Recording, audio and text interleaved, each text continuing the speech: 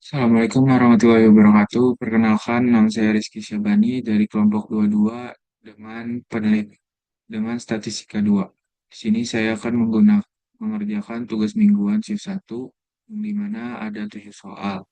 Yang pertama itu, PT Psikol Lentera Abadi ingin mengevaluasi apakah terdapat perbedaan kinerja di antara 4 aplikasi pengolah dokumen yang sering digunakan oleh karyawan mereka, yaitu ada Excel, PomKM, RStudio, dan Minitab. 10 karyawan diminta untuk menguji keempat aplikasi tersebut dan memberi penilaian dari 1 sampai 5 berdasarkan kemudahan penggunaan. Tabel 1 menunjukkan hasil penilaian karyawan terhadap kinerja aplikasi pengolahan dokumen. Lalu lakukan pengujian untuk menentukan apakah terdapat perbedaan kinerja di antara aplikasi pengolahan dokumen tersebut. Gunakan 0,05. Di sini terdapat tabel dari penilaian kinerja aplikasi pengolahan dokumen. Ada Excel, PubKM, RStudio, dan Minitab. Lalu pada soal kedua, seorang direktur rumah sakit ingin mengetahui kepuasan pasien terhadap layanan fasilitas rawat inap yang disediakan. Diasumsikan bahwa pasien yang mendapatkan layanan dengan baik akan memberikan nilai kepuasan yang lebih tinggi. Terdapat 3 kelompok pasien yang dibedakan berdasarkan kelas rawat inap yang mereka pilih, yaitu pasien yang memilih kelas ekonomi, kelas bisnis, dan VIP. Direktur rumah sakit pun mengambil 24 sampel pasien yang dibagi menjadi 3 kategori. Data kepuasan pasien berdasarkan survei telah dicatat dalam tabel 2 berikut. Dengan taraf keberartian senilai 0,5 untuk menguji hipotesis, maka terdapat perbedaan yang signifikan dalam tingkat kepuasan antara kelas ekonomi, bisnis, dan VIP. Di sini merupakan tabel 2, yaitu hasil kepuasan pasien terhadap layanan fasilitas rawat inap, di mana ada kelas ekonomi, bisnis, dan VIP. Di sini terdapat nilai-nilainya. Lalu pada nomor 3, pemerintah Cilegon memberikan program bantuan modal usaha kepada pemilik usaha kecil untuk meningkatkan pendapatan mereka. Setelah 1 tahun dilakukan survei untuk mengetahui apakah terdapat perbedaan signifikan dalam pendapatan bulanan antara pengusaha yang menerima bantuan dan yang tidak menerima bantuan. Berikut adalah data pendapatan bulanan dalam juta dari 2 kelompok pengusaha. Nah, di sini ada tabel ketiga, yaitu pendapatan bulanan 2 kelompok pengusaha. Yang dimana pada tabel ini terdapat pengusaha yang tidak mendapat bantuan dan pengusaha yang mendapatkan bantuan. Ini merupakan pendapatan dalam nilai juta rupiah. Dan ini juga pendapatan dalam juta rupiah. Lalu sebesar dengan taraf kepercayaan sebesar 95%, tentukan apakah terdapat perbedaan yang signifikan dalam pendapatan bulanan antara pengusaha yang menerima bantuan dan yang tidak menerima bantuan. Lalu soal keempat, seorang penelitian ingin mengetahui apakah tingkat pendidikan mempengaruhi preferensi dalam pemilihan jenis makanan. Sebanyak 250 partisipan diminta untuk memilih preferensi makanan yang di antara 4 kategori, yaitu makanan cepat saji, tradisional, sehat, dan vegetarian. Diperoleh data pada tabel keempat ini merupakan hasil survei preferensi pemilihan makanan, yang dimana ada tingkat pendidikannya yaitu SMA, S1, S2, lalu jenis makanannya yaitu cepat saji, tradisional, sehat, vegetarian, dan ini merupakan total dari semuanya. Lalu rumuskan hipotesis, ujilah dengan taraf signifikasi sebesar 5% dan berikan kesimpulan. Lalu pada soal nomor 5, PT Siko ingin mengevaluasi apakah kebijakan jam kerja fleksibel berpengaruh terhadap produktivitas karyawan. Sebanyak 12 karyawan diukur produktivitasnya dalam jumlah tugas yang diselesaikan per minggu. Sebelum dan sesudah kebijakan diterapkan, berdasarkan hasil produktivitas karyawan berikut, apakah dengan kebijakan jam kerja fleksibel tersebut secara bermakna efektif untuk menaikkan produktivitas karyawan? Di sini merupakan tabel 5, yang dimana ada produktivitas karyawan dengan jumlah karyawan 4 dan jumlah tugas yang diselesaikan per minggu, yaitu sebelum kebijakan dan sesudah adanya kebijakan. Lalu pada soal nomor 6, seorang manajer transportasi ingin mengetahui apakah preferensi masyarakat dalam memilih moda transportasi umum bersifat acak atau terdapat pola tertentu. Untuk itu, ia mengambil sampel acak dari 18 orang yang menggunakan transportasi umum dan menanyakan apakah mereka lebih sering menggunakan bus atau kereta. Jika responden lebih sering menggunakan bus, maka diberikan kode 1, dan jika lebih sering menggunakan kereta, maka diberikan kode 0. Nah, di sini merupakan tabel 6, yaitu preferensi masyarakat dalam memilih mode transportasi umum. Untuk memastikan bahwa data tersebut benar, dilakukan uji satu sampel dengan taraf kepercayaan sebesar 95% atau 0,05. Berdasarkan data yang diperoleh, tentukan urutan preferensi mode transportasi ini terjadi secara acak atau terdapat pola tertentu. Sini merupakan ada sampel, sampelnya itu ada 1 sampai 10, dan preferensi masyarakatnya ini ada bus dan juga ada kereta. Lalu pada soal nomor 7, seorang peneliti agrikultur ingin mengetahui apakah jenis pupuk yang digunakan dalam tanaman tomat berpengaruh terhadap berat hasil panen. Penelitian membagi lahan menjadi 3 kelompok, di mana masing-masing kelompok diberikan jenis pupuk yang berbeda, yaitu organik, kimia, dan campuran.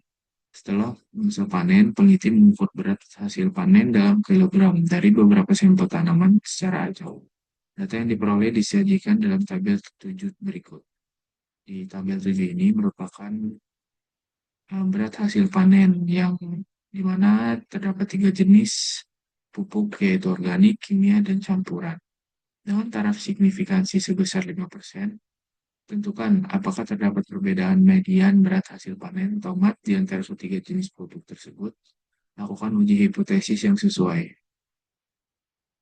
Notnya di sini merupakan kerjakan soal tugas minggu tersebut dengan menggunakan software RStudio dan Minitab.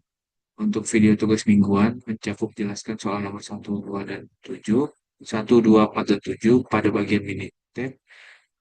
Cukup jelaskan hasil yang diperoleh.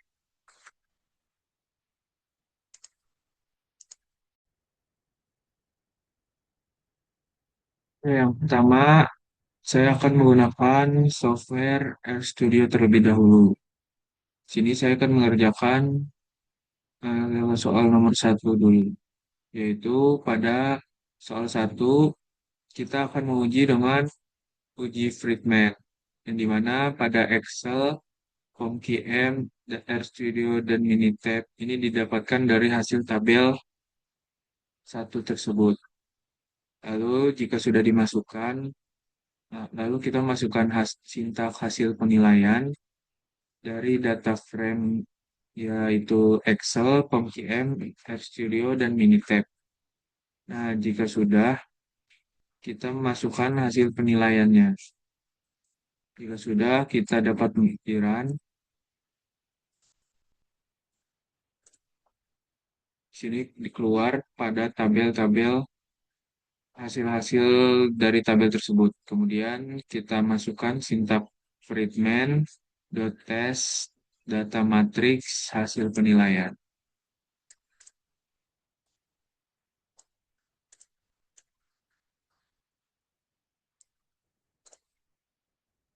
Didapatkan data matriks hasil penilaian pada uji Friedman ini, Chi-square-nya itu sebesar 6,84, DF-nya itu sama dengan 3, dan P-value-nya itu sama dengan 0,07718. Lalu pada soal nomor kedua, yaitu kita mengerjakan dengan uji Kruskal-Walsh. Didapatkan pada tabelnya itu, yaitu ada kelas ekonomi, bisnis, dan kelas VIP. Kita run saja. Lalu kita masukkan sintaks Kruskal.test. Listnya itu ada kelas ekonomi, kelas bisnis, dan kelas VIP. Sesudah kita run, maka didapatkan dari data kelas ekonomi, bisnis, dan VIP tersebut pada Kruskal-Wallis, yaitu Chi-square-nya itu sebesar 20,48, lalu ada derajat kebebasannya itu sebesar 2, dan P-value-nya itu 3,571 50 atau 0,000357, yang berarti eh, P-value-nya ini kurang dari 0,05, maka H0-nya ditolak dan H1-nya diterima. Lalu saya akan menjelaskan soal nomor 4.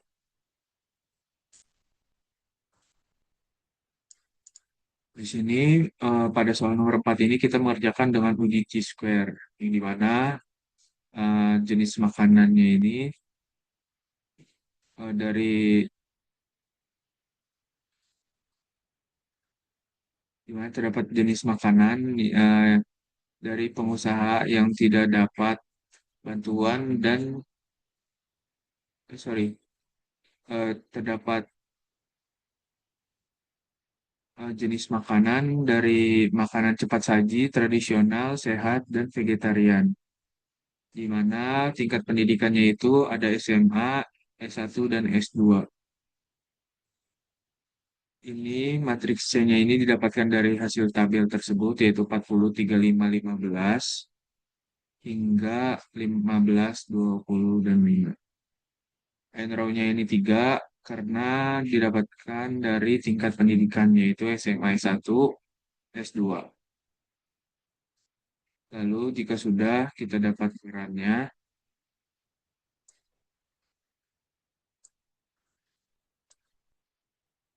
didapatkan tabelnya seperti berikut. Kemudian kita masukkan sintaks hasil jenis makanan, yaitu cheese.test jenis makanan, lalu menampilkan hasil jenis makanan.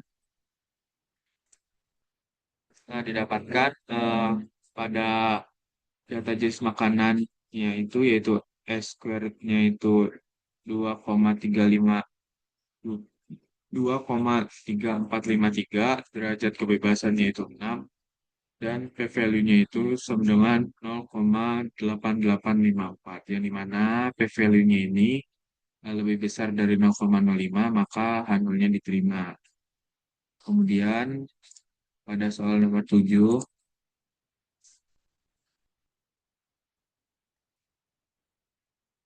kita menggunakan uji Kruskal-Walsh, yang dimana terdapat eh, 3 panen, yaitu dengan menggunakan organik, kimia, dan campuran. Kita run saja. Lalu kita masukkan sintaks Kruskal.test, listnya itu ada organik, kimia, dan campuran. Nah, maka didapatkan pada uji Kruskal-Walsh-nya ini dari data list organik, kimia, dan campuran itu pada chi-squared-nya itu didapatkan 1,9582, derajat keluasannya itu 2, dan p-value-nya itu sama dengan 0,3758.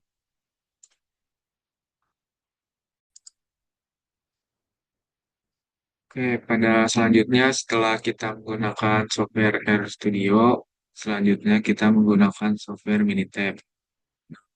Pada soal nomor 1 itu kita menggunakan uji Friedman, yang dimana didapatkan PDF-nya itu 3, Chi-square-nya itu sama dengan 6,84, dan p-value-nya itu adalah 0,077. Selanjutnya, pada soal kedua, kita menggunakan uji Kruskal-Wallis. Didapatkan derajat kebebasannya itu 2, H-value-nya itu 20,48, dan P-value-nya itu sama dengan 0. P-value-nya berarti 3,92. Lalu pada soal nomor 3 didapatkan eh, dengan menggunakan uji Mann-Whitney, yang dimana dengan menggunakan metode ini didapatkan H-value-nya, W-value-nya itu 105, dan P-value-nya itu 0,531, atau adjust for size-nya P-value yaitu 0,53. Selanjutnya pada soal nomor 4 kita menggunakan uji Chi-square, di mana didapatkan dalam tampilan tersebut didapatkan Chi-square-nya itu 2,345, dan dari kebebasan itu 6, dan p-value-nya itu 0,885 atau 0,886. Selanjutnya pada soal kelima itu kita menggunakan uji Wilkerson. di mana pada sampel selisih dan kolomnya itu 12 didapatkan p-value-nya itu sama dengan 0,003. Selanjutnya pada soal ke-6 gunakan metodologi kerandoman didapatkan number of observers-nya itu 7 lalu random expect-nya itu 5,8. Nah, didapatkan p-value-nya itu 0,399. Selanjutnya pada soal nomor 7 itu menggunakan uji Kruskal-Wallis didapatkan pada deskripsi tabel statistiknya itu didapatkan dari kelima jenis ini didapatkan derajat kebebasan yaitu 4, H-value-nya itu 6,55 dan P-value-nya itu 0,162. Mungkin sekian yang dapat saya sampaikan, kurang lebihnya mohon maaf. Assalamualaikum warahmatullahi wabarakatuh. Terima kasih.